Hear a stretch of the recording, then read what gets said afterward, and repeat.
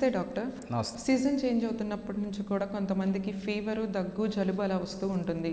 ఇష్టం వచ్చినట్టు antibiotic use చేయటం కరెక్టే అంటారా? అంటే ఇప్పుడు ప్రస్తుతం ఉన్న టైంలో ఈ సీజన్లో ఫీవర్స్ ఎక్కువ వస్తూ ఉన్నాయండి. ఎక్కువ ప్రస్తుతం వైరల్ ఫీవర్స్ ఎక్కువ వస్తూ ఉన్నాయి.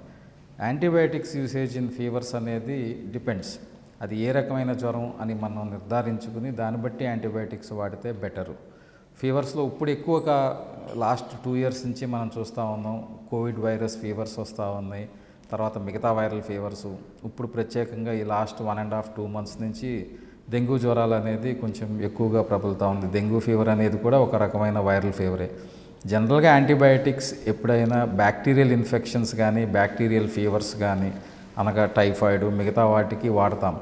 ఈ వైరల్ ఫీవర్స్లో కూడా ఇమ్యూనిటీ తక్కువ ఉంటుంది. బ్యాక్టీరియల్ ఇన్ఫెక్షన్స్ వైరల్ ఫీవర్స్తో పాటు రాకుండా ఉండటానికి ఎంపిరికల్గా కొన్ని యాంటీబయాటిక్స్ వాడతాం. ఆ యాంటీబయాటిక్స్ అనేది కూడా కొన్ని బ్లడ్ టెస్టులు అవి చేసి నిర్ధారించిన తర్వాత మాత్రమే స్టార్ట్ చేస్తే బెటర్. ఇనిషియల్గా సింపుల్ వైరల్ ఫీవర్స్ని ట్రీట్ చేసినట్టు ట్రీట్ చేయించుకుని డాక్టర్ని కన్సల్ట్ అయ్యి అవసరమైతే డాక్టర్ స్టార్ట్ చేస్తారు యాంటీబయాటిక్స్ అనేది. ఇవాళ రేపు చాలామంది ఓవర్ ది కౌంటర్ వెళ్ళి యాంటీబయాటిక్స్ ముందే వేసేసుకుని వస్తూ ఉన్నారు.